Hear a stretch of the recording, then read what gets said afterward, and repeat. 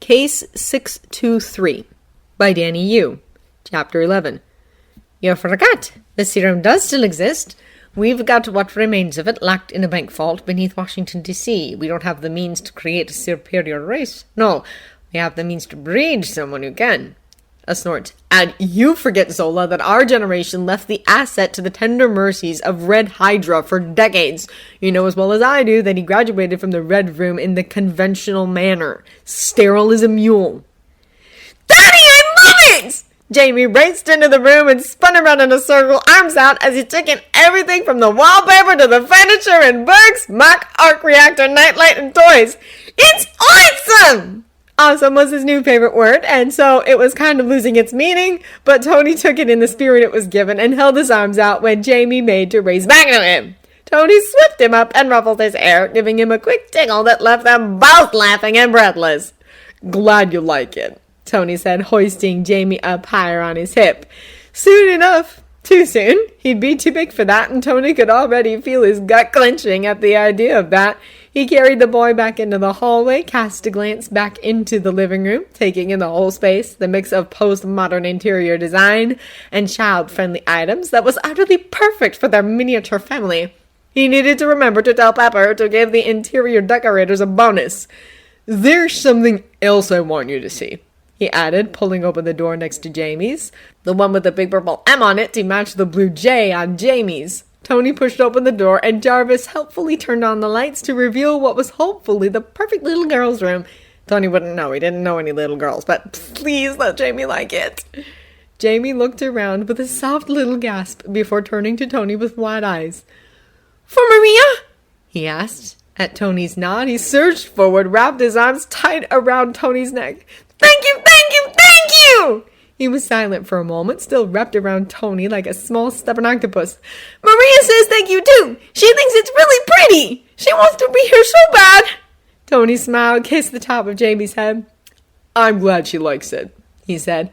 You want to go play, or do you want to see the shop? Shop! Jamie replied without missing a beat. When's Auntie Pepper coming over? Miss Potts should be arriving in approximately 20 minutes, Master James, Jarvis replied. Jamie turned to Tony with a big grin. Is Jarvis going to live here too? He asked. Tony nodded. Jarvis is going to live here too, he agreed. Let's go see the shop. Disconnecting the tower from the grid and knowing that somewhere above it would soon light back up like a beacon was one of the best feelings in the world. Amazing enough to make it almost easy to disregard the way the water was pressing against the suit from all sides, the way flashbacks threatened on every straight corner of his mind. He finished up the job, then shot toward the surface, as excited, he imagined, as Jamie had been on Christmas morning. He shot past a ship and out of the harbor straight towards Stark Tower. You're good on this end, he said. The rest is up to you. You disconnected the transmission lines? Pepper asked, voice coming clear through the internal speakers of the suit. Are we off the grid? Her anxious face flashed to life on the corner of his HUD. Jamie's pressed next to it from where he was clearly delighting in being carried.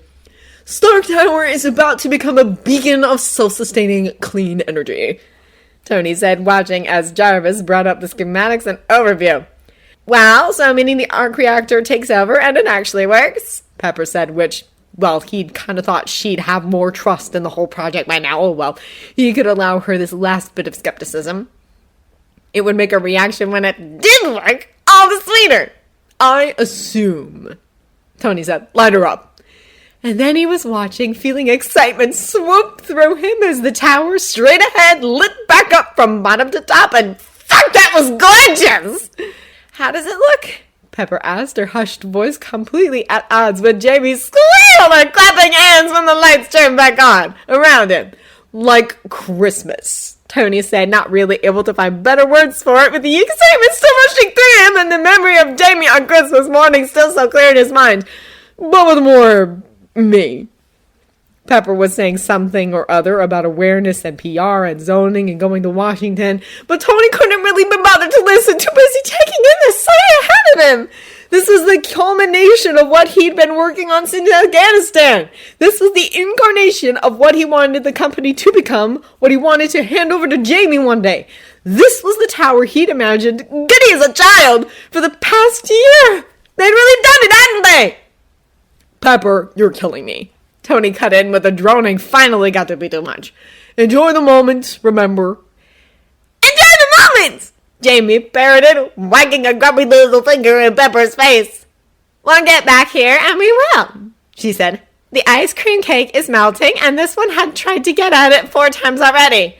Jamie looked shamefaced. Hey, kiddo, Tony said. Save some for your old man, will you? He touched down, heard the whir of the disassembly rings coming to life around him as he walked towards the penthouse entrance. Sir, Jarvis interrupted, Agent Coulson of S.H.I.E.L.D. is on the line. Well, S.H.I.E.L.D. always did know how to run a moment. By the time the message to go to Stuttgart pinged in, Tony had been reading for so long his eyes hurt. He'd learned something new. Or something he'd known and then forgotten at some point or other. Oh well, who even cared? He knew it now. And that was without getting into the whole thing where S.H.I.E.L.D. had apparently hijacked a Stark-funded Arctic operation and found Captain fucking America. And better not get into that whole can of Howard right now. He got in the suit, loaded in the coordinates. You think I can catch some shut-eye while we get there, Jay? He asked. I don't see why not, sir, Jarvis replied. Going into battle on no sleep hardly seems optimal. Tony snorted. Can you give me an update on Jamie first? Master James is currently exploring the Smithsonian Apollo exhibit with Mr. Hogan, sir, Jarvis replied. Would you like me to bring up some visuals? The hijacked surveillance videos were flashing across the HUD before Tony had even answered, and Tony allowed Jarvis to take the wheel, letting himself drift off to the sight of his son's obvious excitement. These were in Phil Coulson's jacket, Fury said. Guess he never did get you to sign them. And then he threw the trading cards on the table, smearing the fresh blood across the glass surface. Tony had to look away because whatever his relationship with Coulson had been, however strained it had felt half the time, he was a good man, a kind man, who'd done his honest best to help Tony out in some pretty bad situations. Hell, just 2 days ago, if it was even that long, Coulson had given Jamie a hug and let him blather on about his new room before driving both Jamie and Pepper to the airport. Just hours ago, Tony had tried to convince him to arrange a romantic getaway with his jealous girlfriend. And what even was life when men like that just stopped? Died because of some freak alien megalomaniac. It all seemed stupidly petty all of a sudden. The conflicts, the rows, the way they'd all been getting on each other's nerves, the whole... He squeezed his eyes shut, rubbed a hand over his face. They were supposed to be better than this. Tony had chosen to be better than this, and it was not Roger's fault that Howard had brought Tony up deliberately or not to have a complex. And okay, he could have been less of an asshole about it, but really, that wasn't Tony's problem. He was used to dealing with assholes, disliking them, but finding a way to work with them anyway. He should have been able to do this, but everything had just felt so tense, so tightly strung, and now a good man was dead because they were all idiots! We're dead in the air up here, Fury continued, and Tony blinked his eyes back open to take in the sight of Captain America's furrowed brow as he reached out to pick up one of the blood-stained cards. He turned his face away. All communications, location of the cube, banner, Thor... I got nothing for you. Lost my one good eye. Maybe I had that coming. A beat, then. Yes, we were going to build an arsenal with the Tesseract. Tony looked back up, and he knew some part of him should feel smug, should feel vindicated. He couldn't, though. Something heavy had settled over him, and he couldn't seem to shake it. What if Jamie had seen him acting the way he had for the past few hours? What would he think of his dad then? Better. He needed to do better. I never put all my chips on that number, though, because I was playing something even riskier. It was an idea, Stark knows this, called the Avengers Initiative. The idea was to bring together a group of remarkable people, see if they could become something more, see if they could work together when we needed them to fight the battles that we never could. Phil Coulson died still believing in this idea, in heroes. And suddenly, Tony couldn't take it anymore, this rousing speech, this whole fucked up situation. He didn't want to do this, but he wanted to leave it behind even less because... Jamie! And Coulson, who had been an ally for years, could have been a friend if Tony had let him, had still been capable of that degree of trust. It was all so messed up, and Tony hated it, hated this feeling that everything was wrong, not knowing how he'd gotten here, and having less of a clue how to make it right. He got up. Walked away. He needed to deal with this without Fury whispering manipulation in his ear. Tony was sure he should be more surprised than he actually was when Roger came to find him at the open gaping space where Loki had taken out Coulson. Or maybe Rogers hadn't come to find him at all. Maybe he'd come to pay respects to Coulson, which, really considering their rocky beginnings, made a hell of a lot more sense. Was he married? Rogers asked. No, Tony answered. There was a cellist, I think. Tony knew, but it was easier not to get into it right now, not to get dragged into soliloquies about mourners left behind and all that shit, and he couldn't right now. He just couldn't. I'm sorry, Roger said. He seemed like a good man. Tony snorted, and suddenly he was angry, so angry it was bubbling up through him.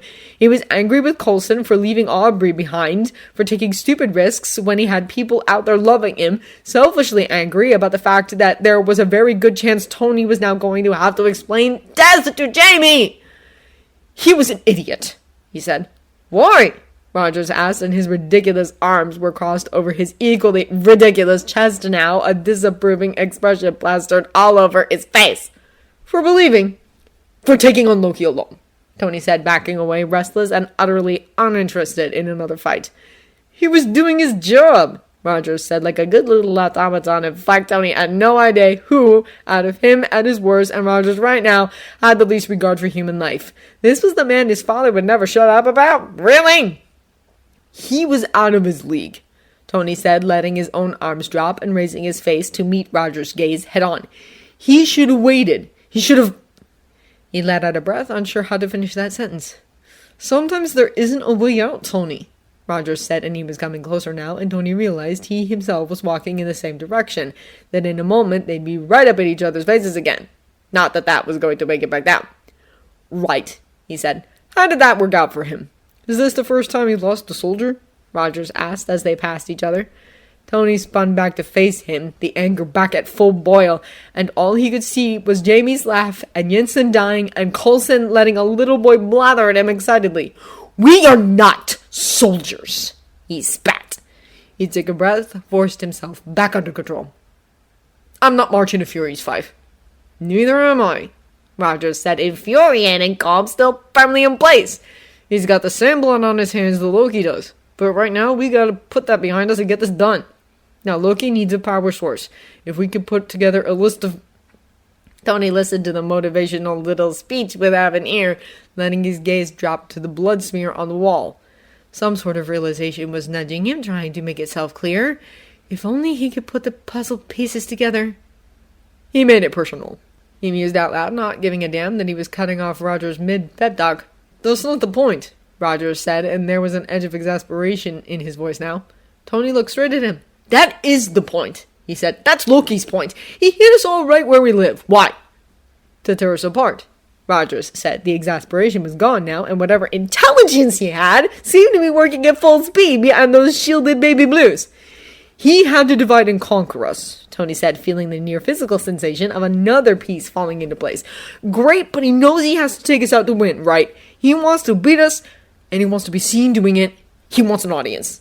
Again, he began walking, couldn't seem to hold still. He always did do his best thinking while in motion. Right, Rogers said. I caught his act in Stuttgart. Yeah, Tony agreed. That's just a preview. This is opening night. He continued, still moving, still talking, mouth and hands, and fuck, he was just on the edge of full picture, could almost see it. Loki's a full-tailed diva. He wants flowers, he wants parades, he wants a monument built in the skies with his name plastered. Oh, God! Thank fuck Jamie was in the city! Son of a bitch!